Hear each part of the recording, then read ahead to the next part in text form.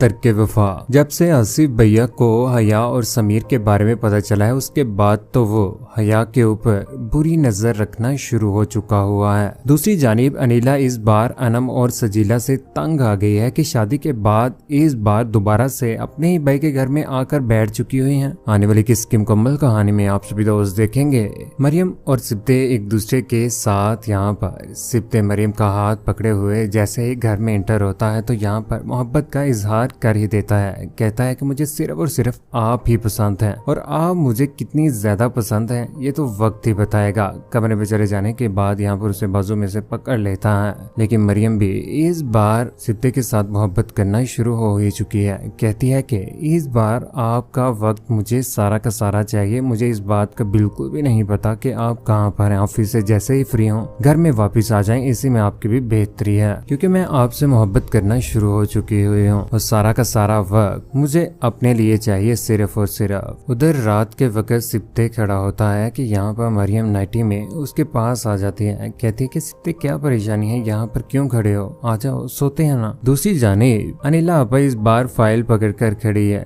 क्योंकि जब से सिब्ते ने मरियम के नाम वो घर करवा दिया उसके बाद तो उसकी सोचें यही है कि जितनी जल्दी हो सके वो घर मेरे पास आ जाए। इन लोगों से मैं वो घर छीन ही लूं, इसी में तुम्हारी बेहतरी है। उधर नदीम जो सजीला को इस बार समझाने की कोशिश कर रहा है क्योंकि उससे बिल्कुल भी ये बर्दाश्त नहीं हो पा रहा कि घर में मरियम के साथ ज्यादती हो रही है। मरियम ना तो किसी को कुछ कह रही है ना ही कुछ। नदीम कहता है कि मरियम के साथ अनिला का बिहेव और यहाँ पर अनम का भी और तुम्हारा भी बिल्कुल भी ठीक नहीं है। तुम्हारा भाई तुम बहनों के लिए इतना सब कुछ करता है और तुम लोगों से उसकी खुशी नहीं देखी जा रही। ये सब क्या है? मुझे तो एक चीज की समझ नहीं आ रही कि क्यों कर रहे हो आप लोग उसके साथ ऐसे, सिर्फ और सिर्फ पैसे की खातिर। यहाँ बस जिला कहती है कि बहुत ज्यादा टेंशन लेने लग पड़े हो तुम मरियम की। मैं तो हैरान हूँ, खैर ही है ना, कोई और बात तो नहीं है। ये बात सुनने के बाद यहाँ पर नदीम कहता है कि मुझे एहसास है उसका, इतनी भी वो बुरी नहीं है जितनी आप लोगों ने उसे बना दिया हुआ है। दूसरी जानिब अनम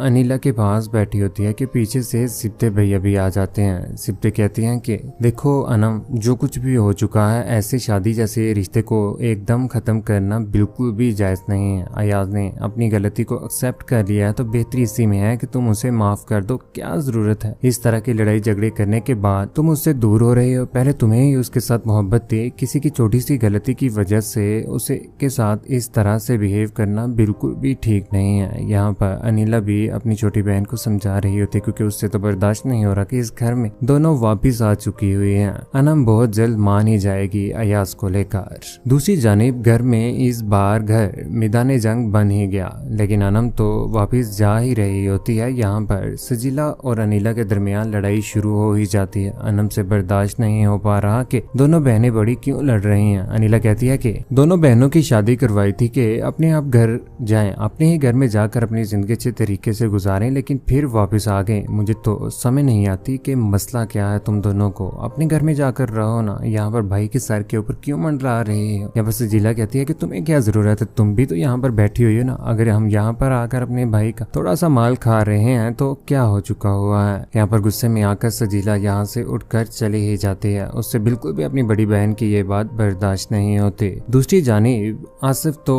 इस घर में आ ही चुका हुआ है। आसिफ बार बार सिर्फ और सिर्फ यही सोच रहा है कि वो किस तरह से हया को ट्रैप करेगा। पहले तो वो मरियम के पीछे पड़ा हुआ था, अब इस बार हया के पीछे पड़ चुका हुआ है। रात के वक्त टेरेस के ऊपर खड़ा होता है। उधर अगले ही रोज मरियम के साथ हया बातें कर रही होती है। मरियम कहती है कि क्या चल रहा है आजकल घर। हया कहती है कि आसिफ भैया दोबारा से घर में वापस आ चुके हैं और बाबा ने उन्हें माफ भी कर दिया है। ये क्या भला बात हुई, वो हमारे साथ बिल्कुल भी मुखलिस नहीं है। मरियम कहती है कि तुम ना आसिफ से दूर ही रहना, पता नहीं क्यों मुझे वो बहुत ज्यादा अजीब लगते हैं। यहाँ पर हया कहती है कि मुझे तो कोई और ही गड़बड़ लग रही है, समझ नहीं आ रही कि ये सब क्या है। पीछे से सारी की सारी बातें इस बार आसिफ भी सुन रहा होता है क्योंकि बहुत जल्द समीर और हया की बातें इस बार आसिफ हया के सामने जब रखेगा और कहेगा कि मैंने तुम्हें कॉलेज में भी उस लड़के के इतना ज्यादा क्लोज देखा था, ये सब क्या कर रही हो तुम। या तुम भी अपनी बड़ी बहन की तरह से एक लड़के को फंसा कर उसके साथ। ये बात सुनने के बाद यहाँ पर हया परेशान होकर रह जाएगी। उधर यहाँ पर हया की नजर आसिफ भैया के ऊपर पड़ी जाती है, जहाँ पर आसिफ कहता है कि मशरूब तो तुम भी बहुत हो हया बीबी,